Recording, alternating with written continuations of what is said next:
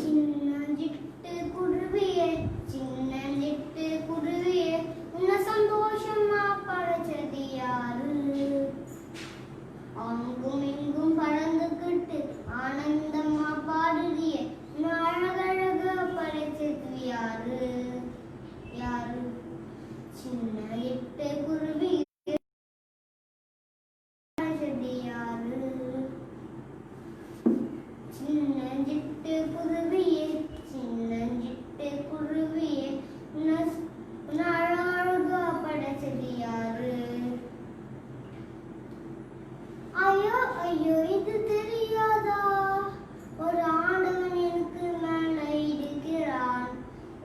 ஒரு ஆண்டவன் மேல இருக்கிறான். ஒரு ஆண்டவன் எனக்கு மேல இருக்கிறான். உலகத்தையே உணவு கொடுக்கிறார். கொடுக்க உடை கொடுக்கிறார். உலகத்தையே பறிச்சு எடுக்கிறாய். வசனம் பயப்படாதே சிறு மந்தையே பலம் கொண்டு திடமனதாயிரு வந்து பார். நன்றி.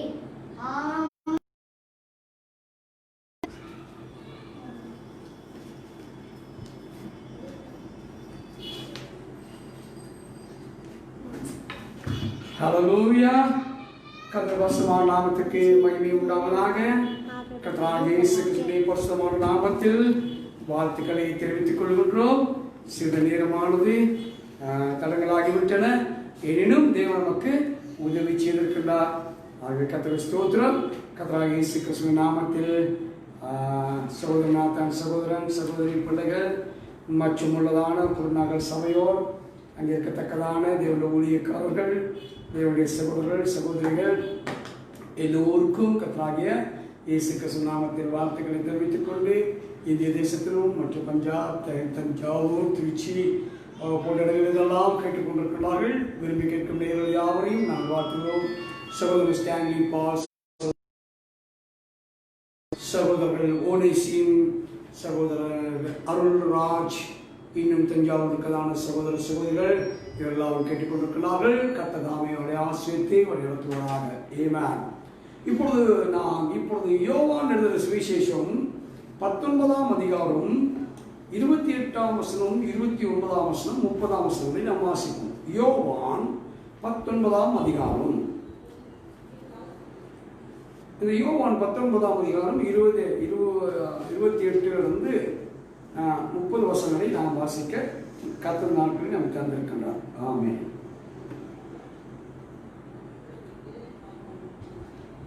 யோவான் 19ஆம் அதிகாரம்.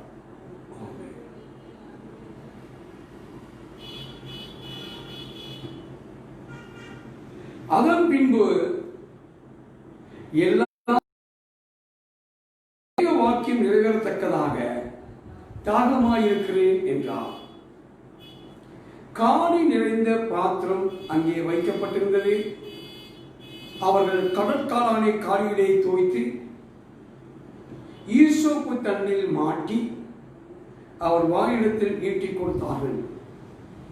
இயேசு காடியை வாங்கின பின்பு முடிந்தது என்று சொல்லி தலையை சாய்த்து ஆவியை ஒப்பு கொடுத்தார். ஆமென். கிறிஸ்துவுக்குள் அன்பான தேவனுடைய பிள்ளைகளே, செய்திக்கு ஆதாரமாக இருக்கக்கூடிய வசனத்தை நாம் 28ஆம் அதிகாரம் 28ஆம் வசனம் 29 30 வாசிக்கும் பொழுது 28ஆம் வசனத்தில் இயேசுவானவர் என்ன சொன்னார் என்றால், அதன் பின்பு எல்லாம் முடிந்தது என்று இயேசு அறிந்து நிறைவேறத்தக்கதாக தாகமாயிருக்கிறேன் என்றார். அதன் பின்பு 30ஆம் வசனத்தை வாக்கிய பின்பு இயேசு காடியை வாங்கிய பின்பு முடிந்தது என்று சொல்லி தலையை சாய்த்தார். அங்கே முதலாவதாக நாம் வாசித்த பகுதியில் வாசிக்கும் பொழுது எல்லாம் முடிந்தது என்று அறிந்தார். 30ஆம் வசனத்திலே அவர் காடியை வாங்கின பின்பு முடிந்தது என்று தலையை சாய்த்தார். இந்த இரண்டு வார்த்தைகளையும் நான் வைத்து ஒரு கேள்வியோடு கூட ஒரு பதிலோடு கூட செய்தி இன்றைக்கு மாணவர்களை நாம் பார்ப்போம் என்றால், இஸ் ஆல் finished? எல்லாம் முடிந்ததா? பதிலை நாம் பார்க்கும்போது இல்லை என்று சொல்லப்படுகின்றது. ஆமென். இயேசு கிறிஸ்துவுக்குள்ளாக அவருடைய ஊழியத்தின் பாதையில் நாம் பார்க்கும் பொழுது அவருக்கு கொடுக்கப்பட்ட ஊழியத்தின் பகுதியை மாத்திரம் அவர் நிறைவேற்றி முடித்தார். அவருடைய ஊழியங்களில் பல கட்டங்கள் இருந்தன என்பதை நாம் சுவிசேஷத்தின் வாயிலாக நாம் அறிந்து கொள்ள முடியும். அவருடைய ஊழியத்தில் அநேக விதமான வேத வார்த்தைகள் நிறைவேற வேண்டும் என்பதையும் வேதம் தெளிவாக ஏற்கனவே சொல்லப்பட்டிருக்கிறது. அவைகள் ஆதியாகமத்திலிருந்து. ஆனால் இயேசு கிறிஸ்துவானவர் எல்லாம் முடிந்தது என்றதை அறிந்து அவர் தாகத்துக்கு கேட்கின்றார். ஒரு காணியை அவர்கள் தோய்த்து அவர் கொடுக்கும் பொழுது எல்லாம் முடிந்தது என்று சொல்ல முடிந்தது என்று சொல்லி தன் தலையை சாய்க்கின்றார். ஏமா? ஆனால் எல்லாம் முடிந்ததா? எல்லாம் முடிந்தது என்று அவர் அறிந்திருந்தார். முடிந்தது என்று அவர் சொல்லுகின்றார். ஆனால் எல்லாவற்றையும் எப்படி அறிந்திருந்தார் என்பதை நாம் பார்க்க வேண்டும். முடிந்தது பரிசுத்தநாமத்துக்கு மகிமை உண்டாகாத அவருக்கு கொடுக்கப்பட்டதான அவருடைய ஊழியத்தின் பாதையில் அநேக வேத வசனங்களை நிறைவேற வேண்டியதாக இருந்தன. ஏனென்றால் இயேசு கிறிஸ்து சுவிசேஷத்தை பிரசங்கித்தார். ஆமென். ஆனால் இயேசு கிறிஸ்துவை பற்றியதான ஊழியத்தை யோவான் சாணாகிய எலியாவின் ஆவியை கொண்டவர் இயேசு கிறிஸ்துடைய ஊழியத்தை குறித்து அவர் என்ன சொல்கிறார்? பேச முன் வருகின்றார். எனக்கு பின் வருகிறவர் எனக்கு முன் இருந்தார். நானும் உங்களுக்கு ஜலத்தினாலே ஞானஸ்நானம் கொடுக்கின்றேன், அவரோ உங்களுக்கு அக்கினினாலே ஞானஸ்நானம் கொடுப்பார் என்று சொல்லி எலியா தீர்க்கதரிசியாகிய யோவான் ஸ்நானன் இயேசு கிறிஸ்துடைய ஊழியத்தை பற்றியும் அவருடைய செய்திகளை பற்றியும் அவர் கொடுக்க போற காரியங்களை குறித்தும் அவர் பேசினார். முடியவில்லை. இயேசு கிறிஸ்துவாலே தம்முடைய நம்பின சீஷர்களுக்கும் தம்மை நம்பி வந்ததான ஜனங்களுக்கும் அவராலே பரிசுத்த ஆவியை கொடுக்க முடியவில்லை என்று சொல்வதை நாம் பார்க்கின்றோம். ஆகவே இந்த பரிசுத்த ஆவியை அவர் எங்கே பெற்றுக் கொள்கின்றார் என்று சொல்லி நாம் பார்க்கும் பொழுது, பரிசுத்த ஆவியை அப்போஸ்தலர் நடவடிக்கையின் புத்தகம் என்று சொல்லக்கூடியதான சிங்காசனத்துக்கு அடையாளமாக இருக்கின்ற அந்த சிங்காசனத்திலிருந்து வரக்கூடிய அந்த புத்தகத்தை தான் அங்கே பார்க்கின்றோம். அங்கேதான் அப்போஸ்தலர் நடவடிக்கையின் புத்தகத்திலே பரிசுத்த ஆவியானது பூச்சப்படுகின்றது. அப்படின்னா எந்த ஒரு கிறிஸ்துவனுக்கும் எந்த ஒரு ஊழியர்களுக்கும் விசுவாச குடும்பங்களுக்கும் விசுவாசிகளுக்கும் நன்றாக தெரியக்கூடிய ஒன்று என்று சொன்னார், சுவிசேஷத்திலே பரிசுத்த ஆவி ஊற்றப்படவில்லை என்பது இயேசு கிறிஸ்துவாலே பரிசுத்த ஆவியை கொடுக்க முடியவில்லைதான்.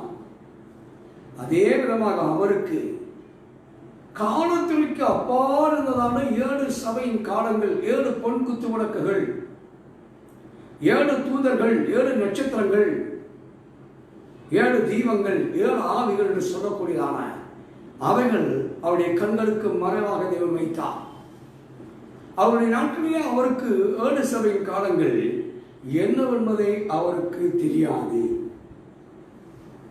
பரிசுத்த ஆவி எங்கே ஊற்றப்பட போவதையும் குறித்தும் அவருக்கு ஒருவேளை அவர் சொல்லிய காரியங்களாக இருந்தாலும் அந்த ஊற்றப்படுவதாகிய அந்த பரிசுத்த ஆவி அப்போஸ்தலருடைய காலத்தில் ஊற்றப்படுவது என்பதையும் அங்கேதான் மூளைக்கல்லை இயேசு கிறிஸ்து நாட்டி தன்னுடைய சபையை உருவாக்கினார் என்பதையும் நாம் அறிகின்றோம். அதுதான் முதலாவதாக மணவாட்டி செய்ய பெந்தேகோஸ்து நாளிலே அப்போஸ்தலராகிய சீஷர்களை கொண்டு தேவன் ஏற்படுத்தியிருப்பார் என்று சொன்னால், அவரை சுவிசேஷத்தில் நாம் எப்படி அறிந்து கொள்கின்றோம்? அவருக்கு பல தன்மைகள், பல பட்ட பெயர்கள் உண்டு. அவரை லூக்கா புத்தகத்தில் மகா தீர்க்கதரிசி என்று சொல்லப்படுகின்றது. அதே யோவான் எழுதின சுவிசேஷம் 4ஆம் அதிகாரத்திலே மேசியா என்று அழைக்கப்படுகின்றது. அவரை கிழக்கிலே நட்சத்திரத்தை கண்டு நாங்கள் பணிந்து கொண்டு வந்தோமே என்று சொல்லி அவர் யூதருடைய ராஜா என்று சொல்லி அவர் யூதரை ராஜா பிறந்திருக்கிறார் எங்கே என்று சொல்லி கேட்டார்கள். ஆமென். அவருடைய ஊழியர்களிலே அவர் கொடுக்கப்படுறதான ஊழியத்தினுடைய வகைகளிலே கொடுக்கப்படுறதான அவருடைய பட்ட பெயர்கள், அவருடைய ஊழியத்தினுடைய வகைகள், ஊழியத்தினுடைய தன்மைகள் அநேகமாக இருக்கின்றது என்பதை நாம் அறிகின்றோம். அவருக்கு பிதாவினால் அருளப்பட்டதான சகலமும் அருளப்பட்டிருந்தாலும் கூட அவர் தொட வேண்டியதை மாத்திரம்தான் தொட்டார். இங்கே அவர் ஏதொன்றும் அவர் பேசவில்லை. அவர் தன் கட்டுப்பாட்டுக்குள்ளாக தன்னுடைய கட்டுப்பாட்டுக்குள்ளாக அவர் அருமையாக அவருடைய ஊழியத்தை அவர் செய்து வந்தார். Hallelujah, praise be to the name of God.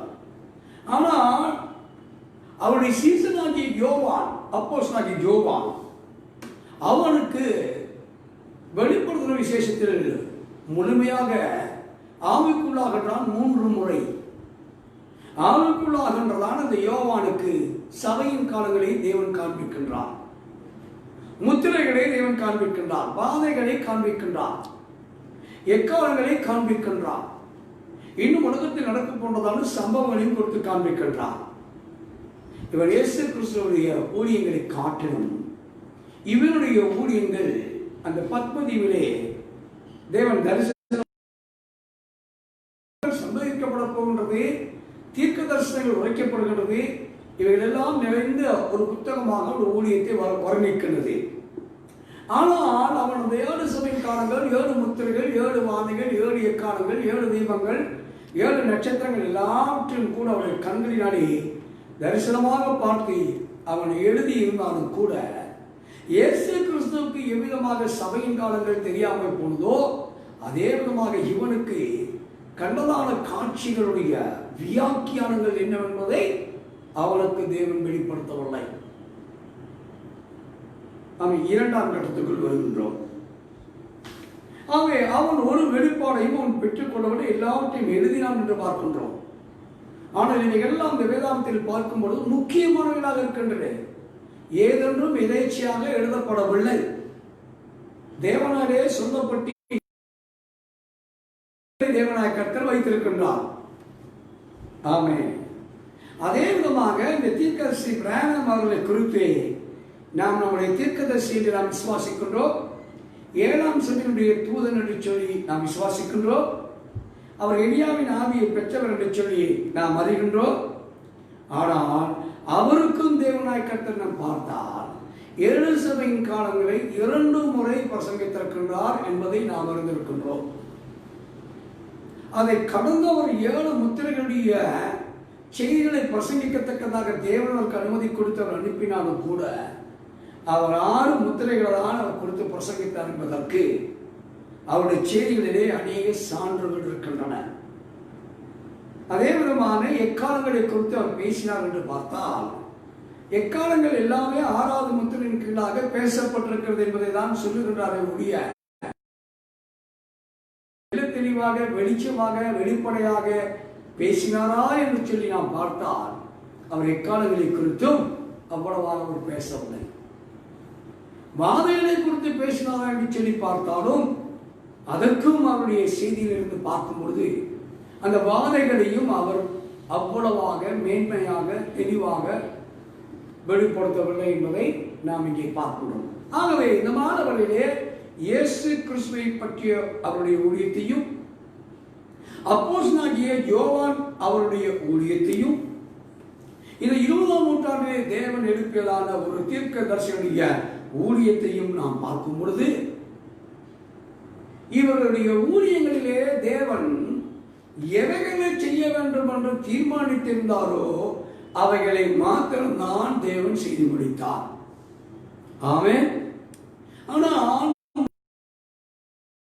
கொண்டு வந்த பொழுது அவர் அதிகமாக மனுஷகுமாரன் என்று சொல்லி மத்திய சுவிசேஷம் 24ஆம் அதிகாரத்திலும் 25ஆம் அதிகாரம் யோவான் லூக்கா போன்ற இடங்களிலெல்லாம் அவரை பார்க்கும் பொழுது அதிகமாக அவரை மனுஷகுமாரன் என்று சொல்வதை நாம் பார்க்கும் பொழுது அவருடைய ஊழியத்திலே தீர்க்க தரிசன ஊழியமாக தீர்க்கதரிசி என்று அழைக்கக்கூடிய மேசியாவாகவும் அவர் ஊழியர்களை செய்தார், மனுஷகுமாராகவும் அவர் ஊழியத்தை செய்கின்றார்.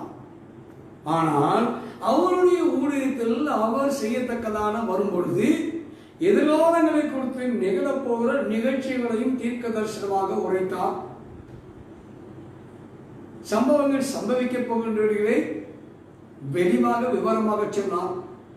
யுத்தங்களையும் செய்திகளும் கேள்விப்படுவீர்கள். ஆனாலும் ஆனாலும் முடிவு உடனே வராது என்று அங்கே ஒரு கமாவை போட்டு எச்சரித்து விட்டு முடிவு உடனே வராது என்று சொன்ன அவர்களை நாம் பார்க்கின்றோம்.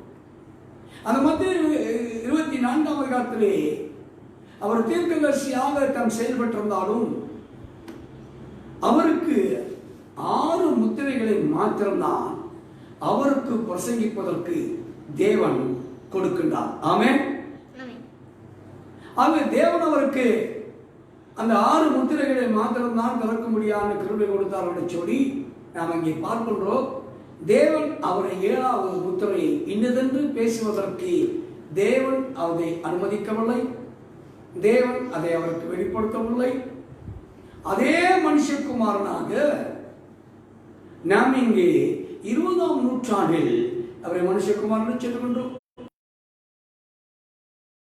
அவர் திறக்கத்தக்கதான தன் ஊழியத்தில் வரும்பொழுது அவருக்கு கொடுக்கப்படக்கூடியதான நாமம், பெயர், உத்தியோகம் என்று சொல்லும் பொழுது ஆட்டுக்குட்டியானவர் என்று சொல்லப்படுகிறது. ஆட்டுக்குட்டியானவர் முத்திரைகளை உடைக்க கண்டேன் என்றுதான் சொல்லப்படுது. ஆகவே இந்த ஆட்டுக்குட்டியின் ஊழியத்தை அவர் செய்யத்தக்கதான வகையில் இவர்தான் அந்த முத்திரைகளை உடைத்தாரே ஒழிய தீர்க்கதரிசியாக பிரானம் அவர்கள் ஒரு முத்திரையும் கூட உடைக்கவில்லை.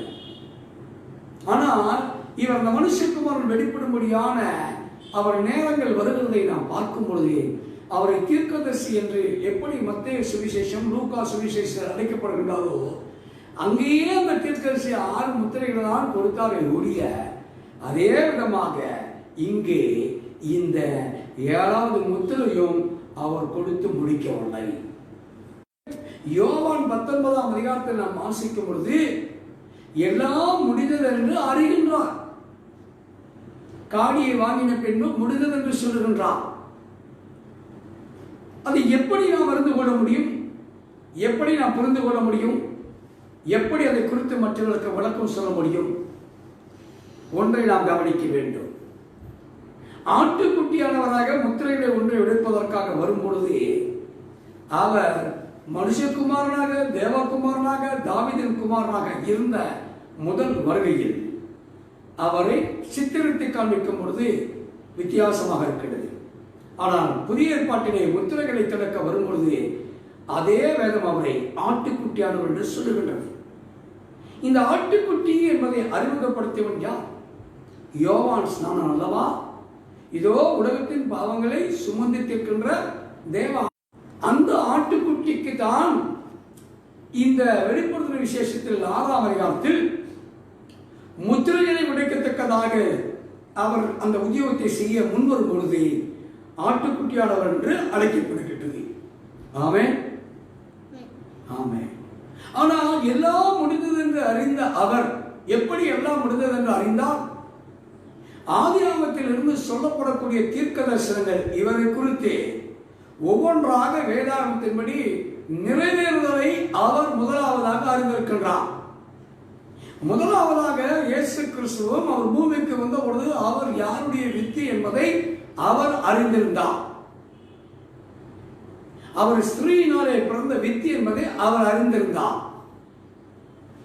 ஆனால் ஆதியாகமத்தில் முதலாக கொடுக்கப்பட்ட சர்ப்பத்தை நோக்கி கொடுக்கப்பட்டதான செய்தியை பார்க்கும் பொழுது உன் வித்துக்கும் ஸ்திரீயின் வித்துக்கும் தலையை நசுக்குவதும் குதிங்காலை நசுக்குவதும் நிச்சயமாக சிலுவையில் நிறைவேறும் என்பதை தேவனாய் கர்த்தர் அறிந்திருந்தார். அங்கேதான் ஆதியாகமத்தில் சொல்லப்பட்டதான முதலாவது ஒரு தீர்க்க தரிசனமானது சிலுவையிலே நிறைவேறற்கு சிலுவையிலே போராடி கொண்டிருக்கின்றார். இயேசு கிறிஸ்துவும் சர்ப்பத்தின் தலையை நசுக்க வேண்டும், சாத்தானும் அவருடைய குதிங்காலை நசுக்க வேண்டும். இரண்டும் ஒன்றாக ஒரே சம்பவத்திலே நிறைவேறி முடிந்தால்தான் எல்லாம் முடிந்தது என்று சொல்லி அவர் தன் வாயினால் சொல்ல முடியும். தன் வாயினால் அவர் அறிக்கையிட்டார்.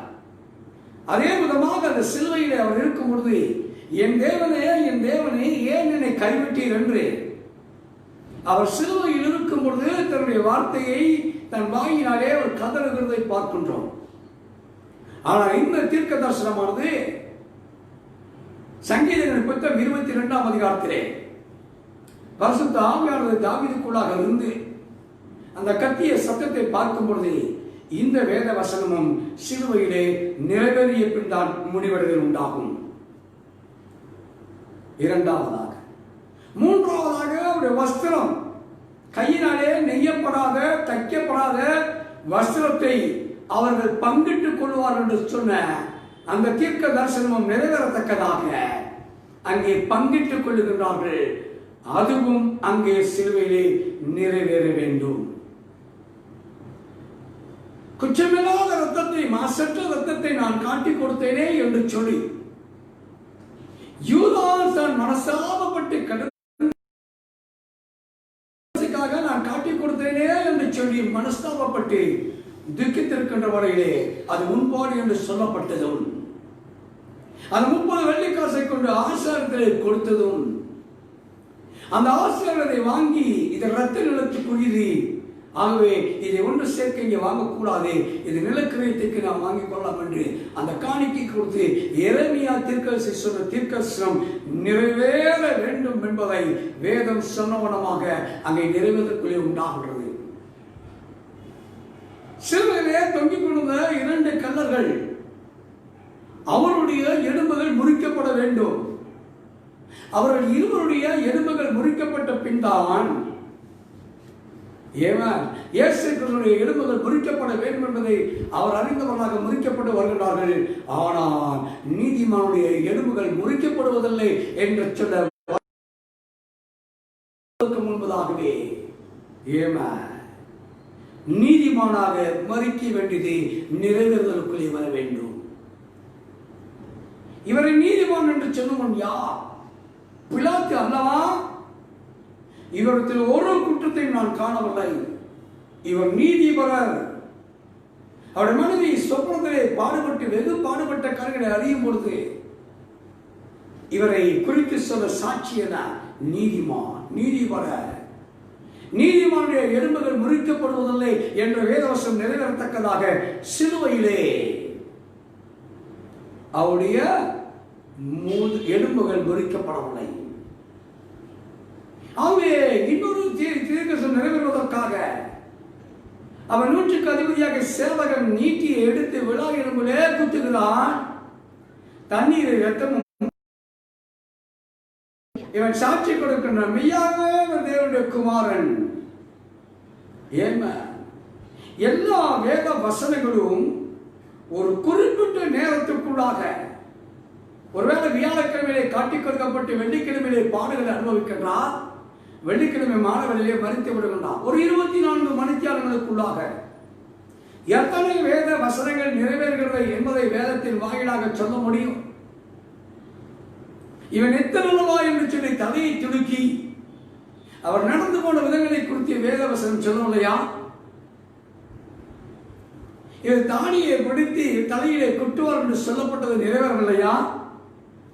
கசந்த காணியை, கசப்பான காணியை கொடுப்பார் என்று சொன்ன வேத வசனம் நிறைவேறவில்லையா? இவைகள் எல்லாம் அவருடைய ஊழியத்தில், அவருடைய பாடுகள், அவர் மறிக்கப்படுவதற்கு முன்பதாக சற்று நேரங்களுக்குள்ளாக எல்லாமே இயற்கைகள் சாட்சி கொடுக்கத்தக்கதாக சூரியன் அந்தகாரப்பட்டது, பூமி எதிர்ச்சியில் உண்டாகியது, இருள் சூழ்ந்தவைகள். ஆமென், ஹல்லேலூயா, ஆமென்.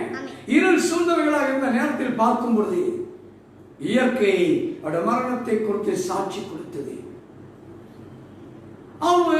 இவைகள் எல்லாம் நிறைவேறிய பின்புதான் அவர் ஒவ்வொன்றாக அதை அளவுகோல் போடி வார்த்தை மொழி அளவுகோலே வருகின்றார்.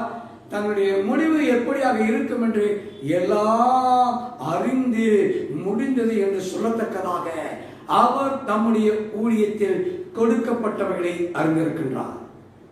மாணவர்களே, சகோதரர்களே, சகோதரிகளே, விசுவாசிகளே, நீ மெய்யான மனவாட்டி என்று அழைக்கப்படக்கூடிய உனக்கும் எத்தனை வேத வசனங்கள் நிறைவேறும்படியாக இருக்கிறது என்பதை ரோமர் புத்தகத்தில், எபேசியர் புத்தகத்தில், கொரிந்து புத்தகத்தில், தெசலோனிக்கர் புத்தகத்தில், எபிரேய புத்தகத்தில் ஒரு விசுவாசிக்கு எத்தனை வசனங்கள் நிறைவேறும் என்பதை உங்களுடைய கண்களுக்கு முன்பாக தெளிவாக நான் கொண்டு வர விரும்புகின்றேன். ஊழியர்களே, எல்லாம் முடிந்தது என்று சொல்லி நீங்கள் பிரசங்கிக்கின்றீர்களே, முதலாவதாக பிரசங்கியாராகிய உங்களுடைய வாழ்க்கையில் என்னவெல்லாம் இக்காலத்தில் நிறைவேற வேண்டும் என்பதை உங்களுடைய வேத வசனங்களை கொண்டு உங்களுக்கு ஒரு ஸ்தானத்தை நீங்கள் அறிந்து கொள்ளுங்கள். வேதத்தில் ஏதோ கலைஞரில் ஏந்தினோம், வேதத்தில் ஏதோ ஒவ்வொரு நாட்களும் வாசித்துக் கொண்டு வருகின்றோம் என்று அல்ல. அவைதான் அப்போ பேதுரு சொன்னார், உன் அழைப்பையும் உன் தெரிந்து கொள்வதையும் உறுதிப்படுத்திக் கொள்ளும் என்று சொல்லும் பொழுது, ஒரு விசுவாசி தன்னுடைய அழைப்பை உறுதிப்படுத்திக் கொள்வதற்கு எத்தனையோ சான்றுகளாகிய வேத வார்த்தைகளின்படி. ஏமா இன்றைக்கு பல சபைகள் இருக்கின்றன. பைபிள் பிலீவர்ஸ் சர்ச், வேதாகம விசுவாசி சபை. அந்த விசுவாசிகள் வேதாகமத்தையே படிப்பதில்லை, வேதம் என்னதென்பதே தெரிவதில்லை.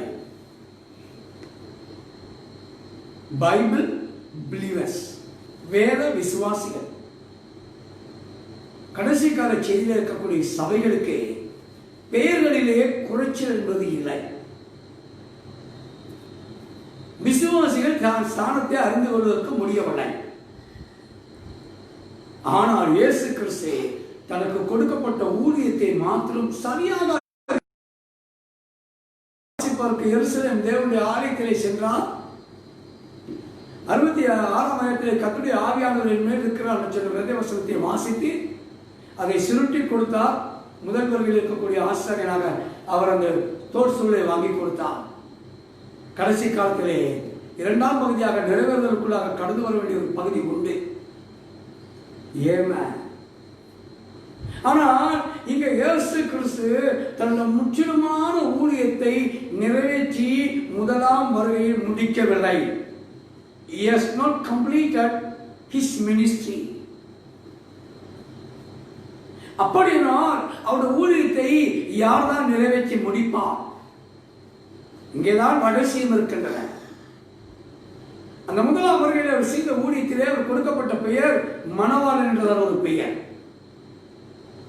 மணவாளுடைய தோழர்கள்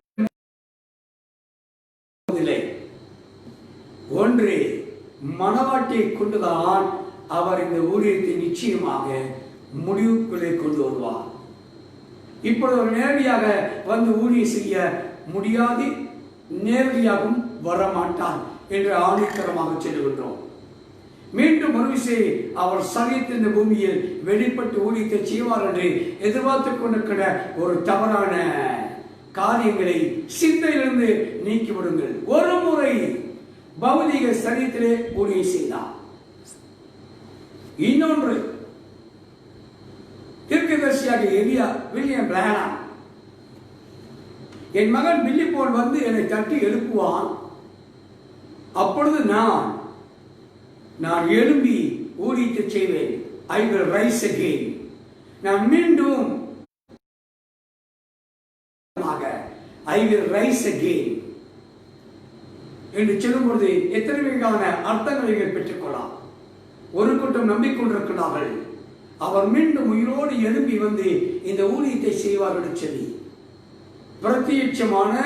பிரத்யேகமான அவருக்கு உயிர்த்தெழுதல் இல்லை என்று இந்த மாணவர்கள் கர்த்தருடைய வார்த்தையை கொண்டு சொல்லிக்கொள்ள கடமைப்பட்டிருக்கின்றோம்.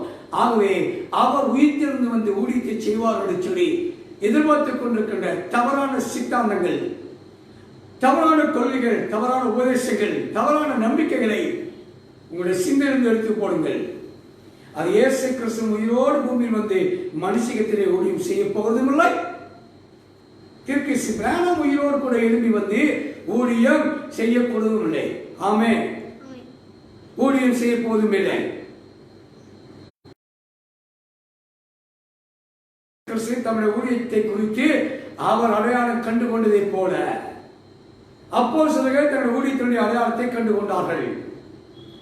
இந்த காலத்தில் இருக்கத்தக்கதான தீர்க்கதரிசியின் தன் ஊழியத்தை அடையாளம் கண்டு கொண்டார். நாமும் ஊழியத்தை அடையாளம் கண்டுகொள்ள வேண்டும்.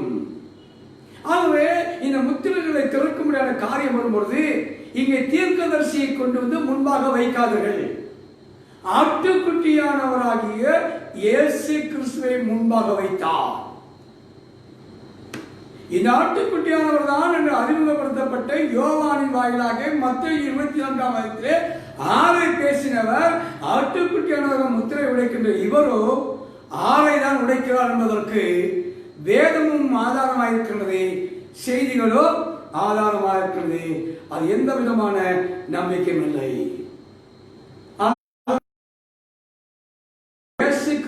பார்க்க வேண்டுமே ஒழிய அந்த ஆட்டுக்குட்டியானவர் தீர்க்கதரிசி என்ற ஸ்தானத்தில் நாம் பொருத்தி விடவும் கூடாது. ஆட்டுக்குட்டியானவர் அது இயேசு கிறிஸ்து மாத்திரமே. அந்த இயேசு கிறிஸ்து ஏறத்தாழ ஏப்ரல் மாதம் மே மாதத்திலே பிறந்தார் என்பதற்காக தீர்க்கதரிசியை ஆட்டுக்குட்டிக்கு ஒப்பாக்கி கிறிஸ்து என்று பெயர் சொல்லி ஏப்ரல் மாதம் 6ஆம் தேதியிலே கிறிஸ்துமஸ் என்று சொல்லக்கூடிய இவருக்கு பிறந்த நாளை கொண்டாடி கொண்டு வருகின்றார்கள். இதுவும் தவறு என்று பகிரங்கமாக நாம் சொல்கின்றோம். ஆமென், ஹல்லேலூயா. ஆனால் இவருடைய ஊழியர்களே சொல்லப்பட்ட காரியங்கள் அநேக தீர்க்க தரிசனம் உண்டு. கூடார தரிசனத்தை கொண்டு செல்லுகின்றால் கூடார தரிசனம் 50,000 பேர் கூடி வரக்கூடிய கூடாரம் என்றால் அந்த கூடார தரிசனம் 1933ஆம் ஆண்டிலே பார்த்தாலே அது நிறைவேறிவிட்டதா? இல்லை. ஒரு நாளிலே உங்களுக்கு ஒரு இந்தியன் பிரசங்கம் பண்ணுவார் என்று சொல்லி செய்தியிலே சொல்லி சென்ற காரியங்கள் நிறைவேறிவிட்டதா? இல்லை. இன்னும் நிறைவேறாத காரியங்கள் எத்தனையோ சொல்லி சென்றதாலும் கூட அது நிறைவேறுவதற்காக காத்துக் கொண்டிருப்பாராம். அது நிறைவேற வேண்டும் என்று தேவனுடைய சித்தம் வந்தால் அது நிறைவேறும். ஆனால் தேவன் தம்முடைய சித்தத்துக்கு புறம்பாக எந்த ஒரு சேவை செய்ததையும் தேவன் ஏற்றுக்கொள்வதில்லை, தேவன் அங்கீகரிப்பதில்லை. தாவீது உடன்படிக்கையின் பெட்டியை யாரை கொண்டு அணியிருக்க வேண்டும்? ஆசாரியரை கொண்டு அணியிருக்க வேண்டும். இவன் வாலிபர்களை நண்பர்களை கொண்டு அணுகியிருந்து தேவ சித்தத்துக்கு புறமாக உடனாகிய ஏமன் மாட்டு வண்டி மீதாக வண்டி கொண்டு வருகின்றான். அப்பொழுது பெட்டியானது அங்கே மாடு பயந்து அங்கே மிரட ஆரம்பிக்கிறவர்களே பெட்டி விடப்போற சிறைத்திலே ஒருவன் கையை வைத்தான். தேவன் அங்கேயே அவனை அடித்தார். அந்த உடன்படிக்கையின் பெட்டியை தொடுவதற்காக தேவன் தெரிந்து கொண்ட லேவிய கோத்திரம் மாத்திரம், ஆசாரியர் கோத்திரம் மாத்திரம்தான் அதை தொட வேண்டும். விதமாக தேவனுடைய சித்தத்துக்கு புறமாக சேவை செய்தவரை தேவன் கொன்று போட்டார். ஏன்னா இந்த புதிய ஏற்பாட்டில் தேவன் கொன்று போடக்கூடியவர். அனனியா சப்பிரா கிருபையின் காலத்திலே தங்களுடைய ஒரு பகுதியை மறைத்து வைத்துவிட்டு தேவனுடைய ஆலயத்துக்குள்ளே வரும்பொழுது உங்களுடைய ஜீவன் போவது என்று சொல்லி கிருபையின் காலத்தை நியாயத்திற்பே அப்போஸ்தலனாகிய பேதுரு மூலமாக செல்லவில்லையா? அதே இன்றைக்கு ஊழியம் சரியான விதத்தில் செய்யப்படவில்லை என்றால் பேதுருவை நினைத்துக் கொள்ளுங்கள், அனனியா சப்பிராவை நினைத்துக் கொள்ளுங்கள். மாயவித்தைக்காரனாகிய சீமோன் ஏமா என்று சொல்லக்கூடிய அளவிற்கு இன்றைக்கு மிகுந்த மோசமாக போய்கொண்டிருக்கிற நிலைமையிலே ஒருவேளை கண்டிப்பா இருக்கலாம், எச்சரிக்கையா இருக்கலாம், கடிந்து கொள்வதாக இருக்கலாம். இவன் யார் என்று இவர்கள் யார் என்று நீங்க கேள்விகளை கேட்கலாம். தேவன் எழுப்பி பேசாத பட்சத்தில் நாங்கள் பேச முடியாது. பேசத்தக்கதாக தேவனுடைய ஆவியானவர். ஆமென், ஹல்லேலூயா. தேவ சமூகத்தில் நாம் பார்க்கின்றோம். தேவன் பேச வைப்பார்கள், பேசித்தான் ஆக வேண்டும். அவர்கள் எல்லாம் சிந்தனைக்கு நாம் கொண்டு வருகின்றோம். ஆகவே நீங்கள் பேசும்பொழுது, நான் பேசும்பொழுது ஜாக்கிரதாகத்தான் பேச வேண்டும். ஆட்டுக்குட்டியாக 7ஆம் முத்திரை வியாக்கியானம் செய்தாரா? அப்படினால் எல்லாம் முடிந்தது என்று எப்படி சொல்ல முடியும்? இயேசு கிறிஸ்து முடிந்தது என்று அவர் சொன்னார். எல்லாம் முடிந்தது என்று அறிந்தார். அந்த 2 வசனங்களுக்குள்ளாக பார்க்கும்போது நிறைவேற வேண்டியதான தீர்க்க தரிசன வசனங்கள் நிறைவேறுதலுக்குள்ளே ஒன்றாய் நிறைவேறிக் கொண்டு வரும்பொழுதுதான் அவர் முடிந்தது என்று சொல்லி தலையை சாய்த்தார். அவர்களுக்கு கொடுக்கப்பட்ட ஊழியம் அவர்கள் தேவனாலே அனுப்பப்பட்டு அவர் தேவனாலே உபயோகப்படுத்தப்பட்டு அவர் முடிவுக்கு வரும்பொழுதே இயேசு கிறிஸ்துவை காட்டிலும் இவர்கள் மேலானவர்களா? இயேசு கிறிஸ்துவை காட்டிலும் மேலான எந்த ஒரு ஊழியரும் இல்லை. ஆகவேதான் அந்த 7வது முத்திரை செய்யும் பொழுது ஒரு உத்தமமான மனிதனிடத்திலே இதை ஒப்புவிக்கத்தக்கதான கிருபை செய்யும் என்று கேட்கின்றார். ஒரு மகத்தான நபர் தோன்ற வேண்டிய நேரமாக இருக்கலாம் என்று சொல்லி கிரேட் மேன் என்று சொன்னார். அதற்காக நாங்கள் எந்த ஒரு மனுஷனையும் கிரேட் மேன் ஐ காலிங் உன்னத அழைப்பு என்று சொல்லி எந்த ஒரு மனுஷனையும் சுட்டி காண்பிப்பதை நாங்கள் எதிர்க்கின்றோம்.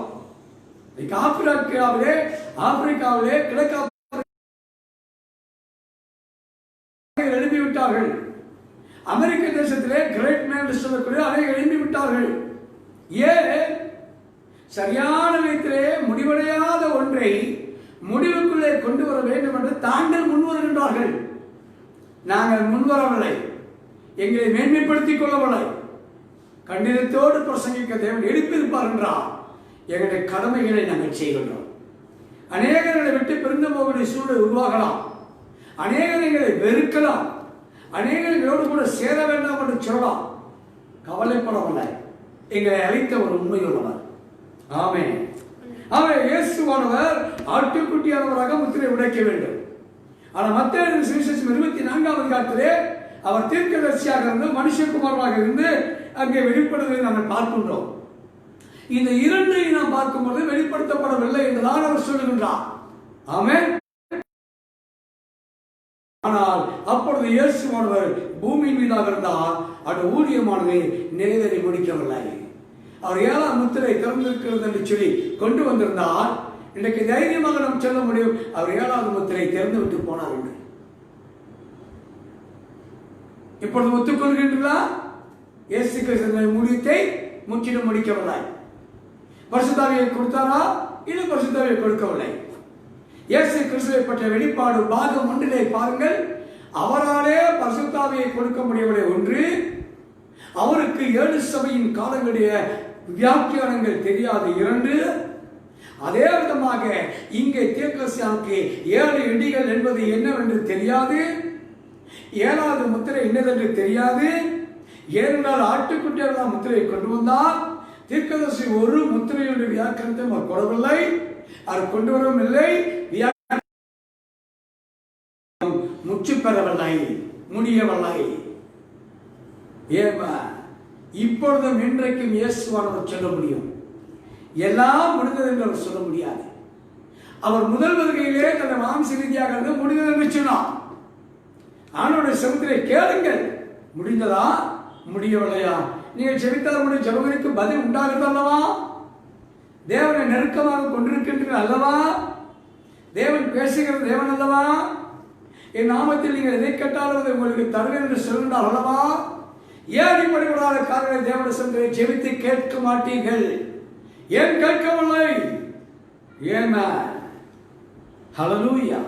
ஆகவே அப்படி நான் தீர்க்கதரிசியும் அந்த ஊழியத்தை நிறைவாக முடிக்கவில்லை. இயேசு கிறிஸ்துவை போல 7ஆம் முத்திரை அவர் சொல்லவில்லை. இவர் ஊழியத்தினுடைய நிறைவுக்குள் வரவில்லை. ஆமென். ஹல்லேலூயா. Praise God. அப்படினால் யார்தான் முடிப்பார் என்ற கேள்வி நமக்குள்ளே எழும்பும், உங்களுக்குள்ளே எழும்பும். பதில் என்ன செய்ய முடியும்? மனவாட்டி தான் அந்த ஊழியத்தை முடிப்பார். இந்த மனவாட்டி அந்த ஊழியத்தை முடிப்பார் என்றால் மனவாட்டிக்கு ஒரு ஸ்தானம் இருக்கின்றன. அவள் இன்னும் புத்திர சுவிகாரத்தை பெறவில்லை, அந்த ஸ்தானத்திற்கு வர வேண்டும். தேவகுமார்கள் வெளிப்படைய முடியாத காலம் வரும், அவர்கள் தேவனுடைய குமார்கள் என்று அழைக்கப்படக்கூடிய அந்த ஸ்தானத்திற்கு வரவில்லை. ஆதாம் இழந்து போனதான உரிமை பத்திரத்தை இன்னும் தன்னுடைய முழு கருத்துக்குள்ளே தேவன் கொடுக்கவும் இல்லை, இவள் பெறவும் இல்லை. ஆதி சபையிலே இருந்ததான 9 வரங்கள்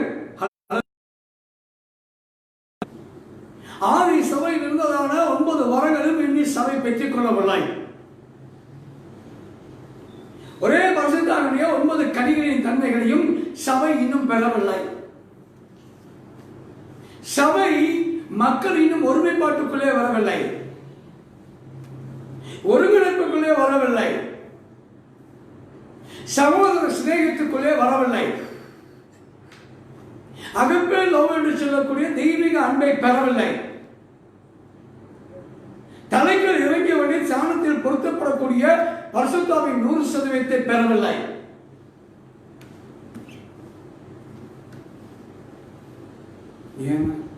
அடையாளத்தை இன்னும் அவள் பெற்றுக் கொள்ளவில்லை. Receive the token or perish. அடையாளத்தை பெற்றுக்கொள், இல்லையென்றால் அழிந்து போய் என்று சொல்லக்கூடிய பரிசுத்தாவின் ஞானஸ்நானத்தை சபை பெறவில்லை. இவைகள் எல்லாம் பெற்றுக்கொண்டு தேவனுடைய மகத்தான ஊழியத்தை நிறைவுக்குள்ளே கொண்டு வரக்கூடியவள் அவருடைய விழா எலும்பாகிய ஜீவிக்கிற மனவாக்கியானவள் தான். கிறிஸ்துவுக்குள் மரித்தவர் மூலமாக அல்ல, அவர்கள் அவருடைய பாகங்களை செய்து முடித்துவிட்டு போனார்கள். கணுக்கால் அளவு, முழங்கால் அளவு, இடுப்பளவு, புயமளவு என்று சொல்லக்கூடிய Martin Luther, John Wesley, John Smith போன்ற பெண்டிகாஸ்டல், இன்றைக்கு இருக்கக்கூடிய மனவாட்டி 4 உச்சகட்டங்களுக்குள்ளே கிருபையின் காலத்தில் செய்தியினுடைய வளர்ச்சிக்கு நிறைவாக, செய்தியினுடைய வளர்ச்சி அல்ல, இப்பொழுது நிறைவாக முடியாத காலத்தில், முடிக்கும் காலத்தில்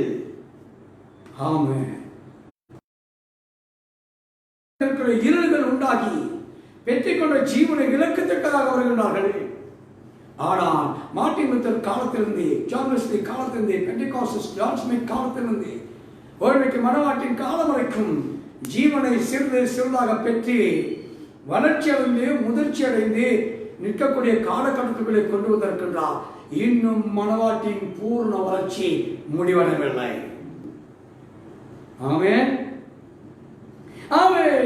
நாம் பார்க்கும் பொழுது பெந்தெகோஸ்து நாளிலே அப்போஸ்தலர் நடவடிக்கையின் புத்தகம் மாத்திரம்தான். இந்த புத்தகங்களிலேயே அந்த புத்தகம் மாத்திரம்தான் இன்னும் முற்று பெறாத ஒரு புத்தகம். Incomplete book of act.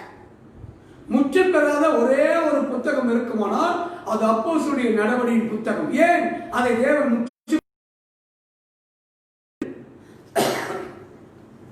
அப்போஸ்தலர் நடவடிக்கை நடக்கத்தக்கான ஊழியங்களை முற்று பெறச் செய்யக்கூடியவர் என்பதை உங்களுடைய ஞாபகத்துக்கு கொண்டு வருகின்றேன். ஹல்லேலூயா. அவை அப்போஸ்தலர்களா அப்போஸ்தலரின் புத்தகத்தில் முடிவு பெறத்தக்கதாக ஏன்னா முற்று பெறச் செய்யக்கூடிய ஊழியத்தை தேவனாக கொண்டிருக்கின்றார் என்பதை மனவாட்டி கொண்டு அதை செய்து முடிப்பார் என்பதை நாம் அறிந்திருக்கிறோம். ஆமென். ஆனால் இது எப்பொழுது முடிவுக்குள்ளே வரும் என்பதற்கு வார்த்தைகள் வைக்கப்பட்டிருக்கின்றன. 1 தெசலோனிக்கேயர் 4ஆம் அதிகாரம் 16ஆம் வசனம் முடிவடைவதற்கான வைக்கப்பட்ட வசனம். ஏனெனில் கர்த்ததாவே ஆரவாரத்தோடும் பிரதானத்தோடு சத்தத்தோடும் தேவெளிக்காரத்தோடும் வானத்திலிருந்து இறங்கி வருவார். அப்பொழுது கிறிஸ்துவுக்குள் மரித்தவர்கள் முதலாவது வசனம். இயேசு கிறிஸ்துவுக்கு எத்தனை தீர்க்கதரிசன வசனங்கள் முடிவை கொண்டு வந்ததோ மனவாட்டிக்கு அதே விதமாக 1 கொரிந்தியர் 15ஆம் அதிகாரம் 51ஆம் வசனத்திலே வாசிக்கும் பொழுது இதோ ஒரு ரகசியத்தை நான் சொல்லுகின்றேன், இதோ ஒரு ரகசியத்தை நான் உங்களுக்கு சொல்லுகின்றேன், கடைசி எக்காலம் தொனிக்கும், அப்பொழுது கிறிஸ்துவுக்குள் மரித்தவர்கள் முதலாவது உயிர்த்தெழுவார்கள், பின்பு உயிரோடு இருக்கிற நாம் இமைப்பொழுதே மறுபடியும் அடைவோம் என்று சொல்லக்கூடிய வசனங்களை சொல்லுகின்றோம். ஆமென். இவைகளால் முடிவுக்கு கொண்டு வரக்கூடிய வசனங்கள் நிறைவேறுவதற்காக இருக்கின்றன. ஆமென். தெசலோனிக்கேயர் புத்தகத்தில் வாசிக்கிறோம் அல்லவா, கேட்டின் மகனாகிய பாவ மனுஷன் வெளிப்பட்டாலுடைய அந்த நாள் வராது. ஆகவே அந்த வசனம் எடுத்துக்கொள்ள இஸ்ரவேல் ஜனங்களுடைய இருதயங்களிலே உடன்படிக்கையானது புதிய உடன்படிக்கை செய்ய வேண்டும் என்று சொல்லி எபிரேயர் புத்தகத்திலே சொல்லப்பட்ட வசனம் நிறைவேறுவதற்குள் உண்டாக வேண்டும். அதற்கு முன்பாக தேவனுடைய உடன்படிக்கையானது மணவாட்டியின் இருதயத்திலே எழுதப்பட வேண்டும். ஏன்னா இதோ முன்மாறியும் பின்மாறியை நான் ஊற்றுவேன் என்று சொன்ன யாக்கோபின் புத்தகத்திலே யோவானின் புத்தகத்திலே சொல்லப்பட்டது அந்த வசனம் நிறைவேற வேண்டும். இறந்து போனதை தேடவும் பாவிகளை ரட்சிக்கவே கிறிஸ்து இயேசு உலகத்தில் வந்தார் என்று சொன்ன தேவன் மணவாட்டி இறந்து போன அத்தனையும் தேவன் திரும்ப அழிப்பேன் சொன்னார். அந்த திரும்ப அழிக்க முடியாத காரியம் இன்னும் நிறைவேறவில்லை. இந்த வசனங்கள் எல்லாம் எப்பொழுது நிறைவேறும்? இவைகளெல்லாம் நிறைவேறாமல் எல்லாம் முடிந்தது என்று சொல்ல முடியாது. எக்காலங்கள் வாதைகள் எல்லாம் இவருடைய நாட்களிலே யூதர்களுக்கு நிறைவேறியதான வார்த்தைகள் உண்டு. அதே விதமாக மணவாட்டிக்கும் நிறைவேறக்கூடியதான வார்த்தைகள் இருக்கின்றன. வெளிப்படுத்தும் விசேஷம் 6வது அதிகாரத்திலே நாம் பார்க்கின்ற 6 முத்திரைகள் தான் இப்பொழுது மணவாட்டிக்கு கொடுக்கப்பட்டிருக்கிறது. அந்த 7வது முத்திரை 8ஆம் அதிகாரம் நிறைவேறதுக்குள்ளே வர வேண்டும். ஆமென். அருமையான யுத்தத்தை கேள்விப்படுகின்றோம், அது நிறைவேறதுக்குள்ளே வர வேண்டும். அதற்கு முன்பாக நடக்க போன்றதான ஒரு யுத்தம் வரப்போகிறது. அந்த யுத்தம் நிறைவேறதுக்குள்ளே வர வேண்டும். ஆமென். ஆகவே ஆதியாகமம் 3ஆம் அதிகாரம் 15ஆம் வசனத்திலே, சங்கீதம் 22ஆம் வசனத்திலே எரேமியாவிலே குயவண்ட நிலம் என்று சொல்லக்கூடிய ரத்தினத்துக்குரிய சகலமெல்லாம் வேத வசனம் கொண்டு எல்லாம் முடிந்தது என்று நமக்கும் அதிக வேத வசனங்கள் நம்முடைய நாட்களில் நிறைவேற வேண்டும். அந்த நிறைவேறுதலுக்குள் தள்ளப்பட்டு ஊந்தி தள்ளப்பட்டு அந்த நிறைவேறுதலை நம்முடைய கண்கள் காணும், நம்முடைய காதுகள் கேட்கும். அந்த நிறைவேறுதலை நாம் காணும் பொழுது தேவனுடைய வேத வார்த்தையை நிறைவேற்று என்று சொல்வோம். இயேசுவானவர் சொல்லவில்லையா, இன்றைய தினம் இந்த வேத வார்த்தை நிறைவேற்று என்று சொன்னவனமாக மணவாட்டியனும் கடைசியாக சொல்வார். ஆமே. அந்த வேத வசனம் எல்லாம் நிறைவேறினால்தான் எல்லாம் முடிந்தது என்று சொல்வோம். ஆமே. ஹல்லேலூயா. பிரியமான தேவனுடைய பிள்ளைகளே, இன்றைய தினத்தை தேவன் கொடுத்ததான இந்த வார்த்தைகளுக்கு நாம் என்ன சொல்வோம்? நன்றி செலுத்துவோமாக. நன்றி செலுத்துவோமாக. கண்களை மூடுவோம். கிருபையிலே எங்கள் தேவனாக கர்த்தாவே, சத்தியத்தை அறிவிலே சத்தியம் தாவே மக்கள் நாங்கள் நன்றி செலுத்துகின்றோம். எங்கள் அழைத்திருக்கிற ஒரு அழைப்பு உன்னதமான அழைப்பு. இந்த அழைப்பை நாங்கள் தெரிந்து கொண்டு உறுதிப்படுத்திக் கொண்டு வேத வார்த்தையின் ஸ்தானங்களை அடையாளம் கண்டு கொண்டு நிறைவேற வேண்டியதான ஒவ்வொரு வசனங்களுக்கும் மேல் அடிமைப்படுத்திக் கொண்டு கர்த்தாவே நீர் கிரியை செய்யும்படியாக இடம் கொடுத்து இந்த காலம் நிறைவேறத்தக்கதாக யோவான் சாணன் கொண்டு வந்ததை போல காலம் நிறைவேறிட்டு என்று அவர் முடிவுக்குள்ளே கொண்டு வந்தார். நாங்களும் இனி காலம் செல்லாது என்ற வசனத்தை சொல்வதற்கு எங்களை நடத்தி கொண்டு அந்த ஸ்தானத்தை எங்களை பொருத்துவதற்காக நாங்கள் காத்து கொண்டிருக்கின்றோம். மனவாளனே, நீ எல்லாவற்றையும் அறிந்து முடிந்தது என்று சொல்லி காணியை வாங்கின பின் முடிந்தது என்று சொல்லி முற்றுப்புள்ளி நீ வைத்து சென்ற தேவரே, அதே விதமாக இன்றைக்கு மனவாட்டி ஊழியம் செய்கின்ற ஊழியர்களாகிய நாங்கள் முழுமையாக அறிந்து ஆண்டவரே உண்மையை பெரியப்படுத்தி உமக்கு உகந்த ஊழியங்களை செய்து உம்முடைய மார்பிலே சாய்ந்து கொண்டு உம்முடைய திவ்ய சமூகத்தின் அப்பங்களை பெற்றுக்கொண்டு புதிதான சூடான அப்பங்களை ஏற்ற வேலைக்குரிய ஆகாரங்களை மக்களுக்கு கொண்டு வந்து வைப்பதற்காக எங்களை கர்த்தாவே ஒரு பரிமாற்றக்காரனாக வைத்திருக்கிறது. அதற்காக நம்மை ஸ்தோத்திரிக்கிறோம். அன்றைக்கு நெகேமியா ராஜாவுக்கு முன்பாக ஆண்டவரே தேவனே ஒரு பாடபாத்திரக்காரனாக இருந்ததை போல உங்களுடைய 5 வகையான ஊழியர்களிலே ஒரு பாடபாத்திரக்காரனாக இருந்து உம்முடைய மனவாட்டிக்கு உலகளாவிய ரீதியிலே சர்வதேச ரீதியிலே ஆண்டவரே அப்பிரயோஜனமான ஊழியர்களாக, ஊழியர் என்று சொல்லிக்கொள்வதற்கு தகுதி இல்லாதவர்களாக, தோற்றம் இல்லாதவர்களாக, அநேகருக்கு முன்பாக பரிகாசத்துக்குரியவர்களாக இருக்கிறோம், புறக்கணிக்கப்பட்டவர்களாக நாங்கள் உண்மையுள்ளவர்களாக இருக்க எங்களை அர்ப்பணிக்கிறோம். ஆண்டவரே உங்களுடைய செய்திகளை கொண்டு செல்லுங்களை பலப்படுத்தும். உங்களுடைய திவ்ய கிருபைகளை மூடி மறைத்துக் கொள்ளும். கேட்ட செய்திகள் நேயர்கள் எல்லோருக்கும் இவைகளை ஆசீர்வாதமாக்கி தருவீராக. நாளை தினத்தில் அருமையான எங்களது ஆசர் ஆண்டவரே சொன்னாதான் சகோதரன் ஒரு வேத பாடங்களை எடுத்துக் கொண்டிருக்கின்ற இந்த வேலையை தானியலுடைய 70 வாரம் 7 சபையின் காலங்கள் ஆழமானவைகள் வேளா படிப்புக்குரியவர்களாக இருக்கிறது. எல்லோரும் கேட்க வேண்டும் என்று வாஞ்சி உருவாகட்டும். இது கர்த்தாவே ஒரு சிறிய விதத்தில் எடுப்பிருக்கின்ற என்று விசுவாசிக்கின்றோம். இது யாருக்கு ஆசீர்வாதமாக இருக்க வேண்டுமோ அவர்களுக்கு ஆசீர்வாதமாக செல்ல கர்த்தர் உதவி செய்யும். ஆசீர்வதியும் காத்துக்கொண்டு பலப்படுத்தி சகாயம் செய்து உடைய திவ்ய கிருபைகளை மூடிக்கொண்டு வழிநடத்த வேண்டும் என்று சொல்லி அன்பரும் நண்பரும் கிறிஸ்துவும் ரட்சகரும் மனவாளுமாய் இருக்கிற இயேசு கிறிஸ்துவின் நாமத்தில் ஜெபம் செய்கிறோம் ஜீவனுள்ள பிதாவே. ஆமென் ஆமென். தாமே உங்கள் யாவரையும் ஆசீர்வதிப்பாராக. ஆமென் ஆமென் ஆமென் ஆமென்.